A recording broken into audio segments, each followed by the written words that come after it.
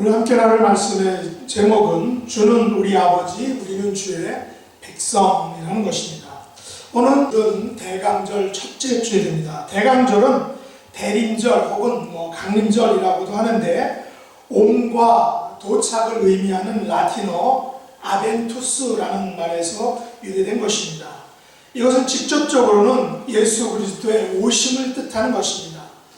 대강절은 성탄절 전의 4주간을 가리키는데 이 세상에 오실 예수님의 탄생에 앞서 그분의 오심을 경건한 마음으로 준비하는 기간이다라는 것이죠. 하지만 이 대강절은 성령 강림절과는 다른 것입니다. 성령 강림절은 예수님의 승천 이후 성령의 오심을 기다리는 것을 우리는 성령 강림절이라고 하죠. 하지만 대강절은 곧이어 올 성탄절의 준비 기간인데 이때 사람들은 등불이나 모닥불, 화환 등을 이용해서 경건한 가운데 그 성탄으로 오신 예수님의 오심, 그 오심의 기쁨을 표시하였다는 것이죠. 그런데 이러한 대강절이 12세기에 들어오면서보다 넓은 의미로 해석되었다는 것입니다. 예수님의 강림을 단순히 과거의 사건으로 국한시키는 것이 아니라 살아있는 역사로 앞으로 이루어질 역사로 보게 되었다라는 것이죠. 다시 말해서 예수 그리스도께서 과거에는 베들레헴에 탄생하셔서 이 땅에 오셨지만 현재는 믿는 자의 마음에 직접 찾아오시고 마지막 때에는 또 재림주로 우리에게 오실 것이기 때문에 우리는 이런 대강절의 의미를 더 넓게 확대해서 본다는 것입니다. 그러므로 오늘날 이 대강절은 주님의 재림을 기다리는 가운데 회개와 결단을 촉구하는 그런 절기로 삼는 것이 마땅하다라는 것입니다. 오늘은 구약 이사야 선지자의 말씀을 통해서 이 대강절의 의미를 좀 살펴보기 원합니다. 이사야 선지자는 하나님께서 이스라엘 백성들에게 자비와 사랑을 베풀어 달라고 간구하는 기도를 했습니다.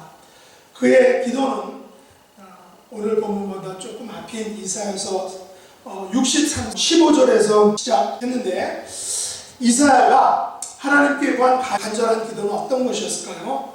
오늘 본문은 아니지만 그 앞에 있는 63장 15절로 17절 말씀을 같이 한번 읽어보도록 하겠습니다. 주여 하늘에서 보고 살피시며 주의 거룩하고 영화로운 처소에서 보옵소서. 주의 열성과 주의 능하신 행동이 이제 어디 있나이까? 주께서 베푸시던 간곡한 자비와 사랑이 내게 그쳤나이다. 주는 우리 아버지시라. 아브라함은 우리를 모르고 이스라엘은 우리를 인정하지 아니할지라도 여호와여 주는 우리의 아버지시라. 옛날부터 주의 이름을 우리의 구속자라 하셨거늘 여호와여 어찌하여 우리로 주의 길에서 떠나게 하시며 우리의 마음을 완고하게 하사 주를 경외하지 않게 하시나이까? 원하건대 주의 종들 곧 주의 기업인 지파들을 위하사 돌아오시옵소서. 아멘. 이사야 이 같은 간절하고 간곡한 기도는 마치 사랑하는 연인이 떠난 뒤에 그 연인이 다시 돌아오기를 간절히 사모하는 그런 마음과 같다라는 것이죠. 이사야는 이스라엘 백성들을 떠나가신 하나님께서 다시 돌아오시기를 간절히 기도하고 있습니다. 이사야는 자신들을 두고 살펴봐 달라고 기도하죠. 자신들을 좀 쳐다봐 달라고 기도합니다. 전날에 자신들에게 보여주셨던 하나님 아버지의 열성과 또 능하신 그 행동이 이제 어디 있습니까? 라고 이렇게 묻고 있습니다. 한마디로 전날에 베풀어 주셨던 간곡한 자비와 사랑이 지금은 그쳤다라고 슬퍼하고 있는 것이죠. 이스라엘은 간곡한 자비와 사랑이 그쳤다는 것을 어떻게 보여주고 있습니까? 믿음의 조상 아브라함이 그들을 모른다라고 이렇게 말합니다. 이스라엘의 근간과 뿌리가 된 야곱은 그들을 인정하지 아니한다라고 이렇게 말하죠. 그러면 왜 이스라엘이 이같이 모름을 당하고 인정받지 못하는 처지가 되었을까 하는 것입니다. 여러분 중에 다른 사람들로부터 자신의 존재를 부정당하거나 혹은 인정받지 못한 경험이 있으십니까? 이민사에서는 알게, 그 다음에 모르게 이 같은 부정과 무시를 종종 당한다라고들 말을 합니다. 하지만 이사야 시대에 이스라엘이 받았던 이 부정과 무시, 마치 투명인간 취급을 받는 것은 오늘날 우리가 받는 대우와는 어떻게 보면 그 정도에 있어서 질적으로 많이 다르다라는 것이죠. 그래서 근대로 오면서 사람들은 동등이나 존엄이니 하면서 인간과 인간 간의 어떤 관계를 부정과 무시로부터 벗어나게 하기 위해서 무진 애를 썼다는 것입니다. 물론 오늘날 우리가 살고 있는 정말 가장 민주화된 이곳에서 아직까지도 흑백의 갈등이니 동서의 갈등이니 빈부의 갈등, 이런 여러 가지 차별과 부정과 또 무시가 존재한다는 것입니다. 하지만 오늘 본문에서 말하는 이 부정과 무시와 같은 이 투명인간 취급은 사람들로부터가 아닌 바로 하나님으로부터 받은 대우라는 사실입니다. 이사야는 하나님께서 이스라엘 백성들을 마치 투명인간 취급하셨다는 것입니다.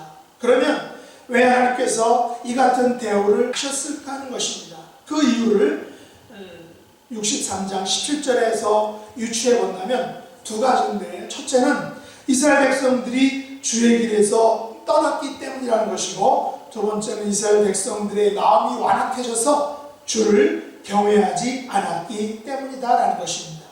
그런데 이사야는 문맥을 보면 마치 하나님께서 그들을 주의 길에서 떠나게 하셨다고, 그리고 하나님께서 그들의 마음을 완고하게 하셨기 때문에 주를 경외하지 못하게 하셨다라고 이렇게 어떤 불평을 하는 것 같습니다. 그러나 이것은 시적인 표현으로 반어법이라는 것입니다. 하나님께서 이렇게 하신 것이 아니라 이스라엘 백성들이 그렇게 했다는 것입니다. 하지만 이사야는 이 같은 현실에 대해서 반어법을 사용한 것은 17절 마지막 소절을 강조하기 위해서입니다. 무엇이냐면 원하건대 주의 종들 곧 주의 기어 및 지파들을 위하사 돌아오시옵소서라는 것입니다. 이사야가 반어법을 사용한 궁극적인 목적은 원하옵건대 주의 종들을 위하사 돌아오시옵소서라는 것을 강조하기 위해서였다는 것입니다. 이사야의 이 같은 원하옵건대 돌아오시옵소서라는 간곡한 구애와 애원은 무엇 때문일까요? 오늘 본문은 그것을 두 가지로 이야기합니다. 첫째는 여호와께서 강림하신다는 사실이고, 두 번째는 주께서 가지신 위엄 때문입니다. 오늘 본문 1절과 3절을 같이 한번 읽어보도록 하겠습니다. 원하건대 주는 하늘을 가르고 강림하시고 주 앞에서 산들이 진동하기를 불이 섭을 사르며 불이 물을 끓임 같게 하사 주의 원수들이 주의 이름을 알게 하시며 이방 나라들로 주 앞에서 떨게 하옵소서. 주께서 강림하사 우리가 생각하지 못한 두려운 일을 행하시던 그때에 산들이 주 앞에서 진동하여 싸우니. 구약에서는 하나님께서 강림하신 사건들이 많이 나오죠.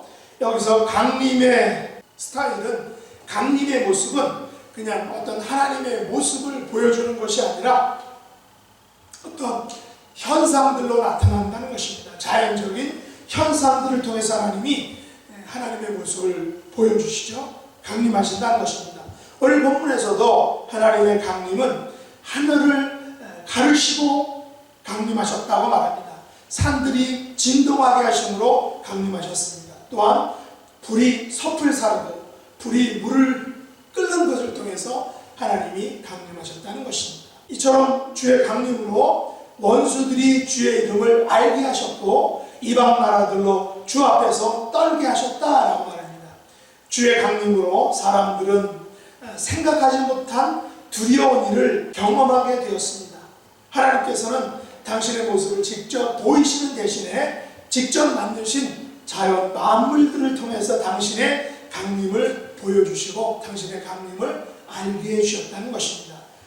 그런 의미에서 우리가 보고 만나고 경험하는 이 자연의 모든 현상들은 아무런 의미가 없는 단순한 움직임, 현상들이 아니라 창조주 하나님께서 강림하심을 크고 혹은 작게 나타내 보여주는 그런 것들로 우리가 볼 수 있다는 것입니다. 물론 모든 이 세상의 움직임 속에서 하나님의 의도와 뜻을 찾아야 한다라는 것은 아니라는 것입니다. 이것은 넓은 의미에서 맞는 말이지만 마치 김기동 목사의 어떤 귀신론처럼 이 세상의 모든 것들의 움직임 속에 영적인 의미를 부여하는 것은 옳지 않다는 것입니다. 하지만 그럼에도 불구하고 하나님의 강림은 세상의 모든 움직임을 통해서 나타날 수 있다는 것입니다. 이 같은 하나님의 강림은 하나님의 위엄, 하나님의 전능하심을, 하나님의 역사를, 하나님의 뜻을 보여주기 위한 것입니다. 그러면 하나님께서는 강림을 통한 이 같은 위엄을 왜 보여주시는가 하는 것입니다. 그 이유는 세 가지인데, 첫째는 하나님을 앙망하기 위해서입니다. 하나님을 앙망하도록 하기 위해서. 둘째는 사람들로 하여금 기쁘게 공의를 행하도록 하기 위해서. 마지막 세 번째는 주의 길에서 주를 기억하도록 하기 위해서 하나님께서는 이런 강림을 통한 위엄을 보여주셨다라는 것입니다. 오늘 본문 4절과 5절 상반절 같이 한번 보겠습니다. 주 외에는 자기를 앙망하는 자를 위하여 이런 일을 행한 신을 옛부터 들은 자도 없고 귀로 들은 자도 없고 눈으로 본 자도 없었나이다. 주께서 기쁘게 공의를 행하는 자와 주의 길에서 주를 기억하는 자를 선대하시거늘. 이스라엘 백성들은 여호와께서 산들을 진동시키시고 불이 섭을 사르게 하시고 또한 불로 물을 끓게 하실 때에 원수들이 주의 이름을 알게 하시고 또 이방 나라들로 주 앞에서 떨게 하셨던 그런 여러 수많은 사건들을 이스라엘 백성들은 이스라엘 역사 속에서 경험했다는 것입니다. 구체적으로 예를 들자면 하나님께서 모세를 통해서 십계명을 모세를 통해서 주실 때 거기에 호렙산들이 진동을 하게 됐던 것을 우리가 알고 있습니다. 하나님께서는 또한 섭을 사르시면서 모세에게 나타나시고 말씀하셨습니다. 하나님께서는 또한 갈멜산에서 엘리야 선지자와 또한 그 반대편에 있는 바알과 아세라 선지자들이 싸울 때 하나님께서는 불로 물을 끓게 할게 하셨다라는 것입니다. 하나님께서는 산들과 불을 통해서 강림하심으로 이스라엘 백성들로 하여금 당신을 앙망하게 하셨다, 바라보게 하셨다, 혹은 두려운 마음으로 하나님을 알게 하셨다는 것입니다. 이처럼 강림을 통해서 기쁘게 공의를 행할 수 있도록 하시고 또 강림을 통해서 주를 기억하게 하셨다는 것입니다. 하지만 이스라엘 백성들은 이런 하나님의 강림을 보고도 또 강림을 듣고도 이 강림을 경험하고도 이스라엘은 여전히 범죄하였다라는 사실입니다. 하나님을 진노케 하였습니다. 또한 부정한 자가 되었습니다. 그래서 소멸될 상황에 처하게 되었다라는 것입니다. 이들의 절망적인 상황에 대해서 이사야는 오늘 본문 5절 하반절로 7절에서 이렇게 이야기하고 있습니다. 같이 한번 읽어보겠습니다. 우리가 범죄함으로 주께서 진노하셨사오며 그 이 현상이 이미 오래되었사오니 우리가 어찌 구원을 얻을 수 있으리까? 무릇 우리는 다 부정한 자 같아서 우리의 의는 다 더러운 옷 같으며 우리는 다 잎사귀같이 시들므로 우리의 죄악이 바람같이 우리를 몰아가나이다.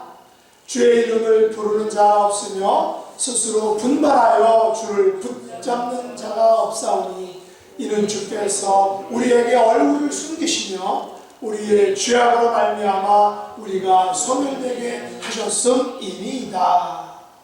이스라엘 절망은 그들이 범죄하여 주께서 진노하셨는데 이 범죄 현상이 오늘 방금 생긴 일이 아니라 이미 오래되었다라는 것입니다. 만성화되었다는 것이죠. 어쩌면 푹 썩었다는 것입니다. 그들은 아주 오랫동안 하나님 앞에서 범죄했다는 것입니다. 어느 정도냐 하면 그들의 입으로 우리가 어찌 구원을 얻을 수 있으리까? 라고 이렇게 고백할 정도로, 이렇게 말할 정도로, 한탄할 정도로, 절망할 정도로 이렇게 처절한 절망의 상황 가운데 있다라는 것입니다. 그들의 의는 다 더러운 옷 같았다라는 것입니다. 더러운 옷은 반드시 빨아 입어야 합니다. 그냥 입지 못하죠. 또 그들의 의는 다 잎사귀같이 시들었다라는 것입니다. 시들은 잎사귀는 다시 살아나기가 어렵습니다. 왜냐하면 생기가 없기 때문이죠. 그들의 죄악은 바람같이 그들을 휩쓸어 갔다라는 것입니다. 죄악이라는 것은 어떤 속성을 가지고 있습니까? 우리의 자신을 파괴시킨다는 것입니다. 파멸로 이끌어 간다는 것입니다. 마치 그들의 죄악은 바람같이 그들을 휩쓸어 갔다라는 것이죠. 그들 중에 아무도 주의 이름을 부르는 자가 없었습니다. 그들 중에 아무도 스스로 분발하여 주를 붙잡는 자가 없었다라는 것입니다. 이스라엘의 이 같은 범죄와 죄악의 결과가 어떤 것이었습니까? 주께서 그들에게서 당신의 얼굴을 숨기셨다는 것입니다. 주께서 그들을 소멸되게 하셨다는 것입니다. 이스라엘의 범죄와 죄악은 하나님의 진노와 하나님의 소멸케 하심을 가져왔다는 것입니다. 이스라엘은 한탄과 절망과 낙담 가운데 빠지게 되었습니다. 하지만 이사야는 이것이 그들의 전부가 아니다라고 이렇게 말합니다. 비록 범죄로 인한 하나님의 진노와 소멸이 그들 앞에 있다 할지라도 그들에게는 구원의 소망이 아직 남아있다라고 말하고 있습니다. 어찌 보면 이것이 기독교의 신비입니다. 이것을 우리는 무엇이라고 말합니까? 은혜다라고 이렇게 말합니다. 바로 그 이유가 무엇입니까? 그 이유는 주는 우리 아버지시고 우리는 주의 백성이다라는 사실에 있다라는 것입니다. 오늘 본문 8절과 9절 말씀을 같이 한번 읽어보겠습니다. 그러나 여호와여 이제 주는 우리 아버지시니이다. 우리는 흙이요 주는 토기장이시니 우리는 다 주의 손으로 지으신 것이니이다. 여호와여 너무 분노하지 마시오며 죄악을 영원히 기억하지 마시옵소서. 구하오니 보시옵소서. 보시옵소서. 우리는 다 주의 백성이니이다. 아멘. 우리는 세상에서 부모와 자식의 관계를 맺고 살아가죠. 세상의 부모님들은 자식의 불순종과 부정과 죄악과 심지어 범죄함에도 불구하고 그들을 버리거나 내치거나 포기하지 않습니다. 이것이 부모라는 것이죠. 바로 그들이 비록 우리를 힘들게 하고 속상하게 하는 그들이 바로 나의 자녀이기 때문입니다.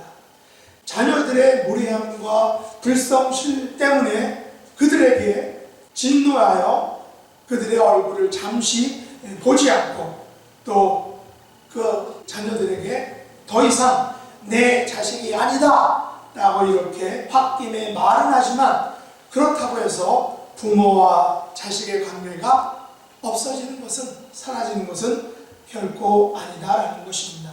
하나님과 나와의 관계도 마찬가지입니다. 우리의 범죄와 죄악으로 하나님 아버지께서 당신의 얼굴을 좀 숨기시고 우리를 소멸되게 하시는 것 같이 우리를 낮아지게도 하시지만 여전히 주 여호와는 우리의 아버지시다라는 사실입니다. 우리 아버지께서 친히 나를 흙으로 빚으셨다는 것입니다. 우리 하나님 아버지께서는 나를 빚으신 토기장이시다라는 것입니다. 그리고 나는 주의 백성입니다. 나는 하늘 아버지 창조주 하나님의 백성이다라는 사실입니다. 나의 하늘 아버지께서는 나에게 너무 혹은 끝까지는 분노하시지 않는다라는 사실입니다. 우리의 창조주 아버지께서는 우리의 죄악을 영원토록은 기억하시지 않는다라는 것입니다. 왜냐하면 주는 우리의 아버지이시기 때문에, 왜냐하면 나는 주의 백성이기 때문에 라는 것입니다. 나와 아버지, 우리와 하늘 아버지의 관계가 이러하기에 우리는 한탄과 절망과 낙담 중에서도 우리 아버지께, 우리를 지으신 창조의 주 아버지께는 여전히 주의 백성인 것입니다. 우리는 주의 백성이기에 언제든지 무슨 일이든지 여호와여 여호와여 구하오니 보시옵소서 보시옵소서라고 우리가 여전히 기도할 수 있다라는 사실입니다. 말씀을 맺겠습니다. 오늘은 대강절 첫째 주일입니다. 이제 첫째 주일을 맞아 구원의 주님을 맞이하는 그런 일에 우리가 좀 더 관심을 갖기를 원합니다. 하늘 아버지께서는 지금도 저와 여러분을 하늘에서 굽어 살펴보시고 계십니다. 주께서 베푸시던 그 간곡한 자비와 사랑을 그치지 않고 여전히 우리를 향해서 갖고 계시다는 것입니다. 사람들은 때로 우리를 몰라주고 세상은 우리를 때로 인정하지 아니할지라도 하늘 아버지께서는 변함없이 우리의 아버지다라는 사실입니다. 주는 언제나 우리의 아버지시고 우리는 영원한 그 아버지의 아들 주의 백성이다라는 사실입니다. 우리는 이 같은 사실에 근거하여 하늘 아버지께 날마다 이렇게 기도할 수 있는 것입니다. 여호와여 돌아오시옵소서, 구하오니 보시옵소서 보시옵소서. 아버지여 내 마음에 오시옵소서. 아버지여 내 병든 육체에 임하시옵소서. 내 가정과 내 교회와 이 나라 이 민족 가운데 임하셔서 우리를 통치하여 주시옵소서, 다스려 주시옵소서라고 우리가 간절히 기도할 수 있는 것입니다. 이제 대강절 첫째 주일을 맞아 여호와의 강림, 예수님의 강림, 그리고 예수님의 재림을 간절하게 기다리고 사모하고 또 이것을 온 세상에 전파하시는 저와 여러분 될 수 있기를 예수님의 이름으로 축복합니다. 기도하겠습니다. 하나님 아버지, 2020년 추수 감사절을 지나 이제 예수님의 강림을 기다리고 사모하는 강림절 첫째 주일을 맞게 하시는 감사합니다. 우리를 진흙으로 빚어 이 땅에 나게 하신 창조주 하나님께 감사드립니다. 우리에게 간곡한 자비와 사랑을 그치지 않고 베풀어 주시는 그 예수님께 감사드립니다. 우리를 하늘 아버지께로 인도하시기 위해 이 땅에 재림하실 그 예수님께 또한 감사드립니다. 이 땅에 사는 날 동안 주는 우리 아버지시요 우린 주의 백성임을 잊지 않고 주의 백성답게 살아가는 저희들이 될 수 있도록 은혜 베풀어 주시옵소서. 올해가 가기 전에 우리가 작정한 태신자들에게 재림하실 예수님을 증거하는 하늘의 별과 같이 빛나는 축복의 자녀들이 다 될 수 있도록 은혜 베풀어 주옵소서. 예수님의 이름으로 간절히 기도드립니다. 아멘.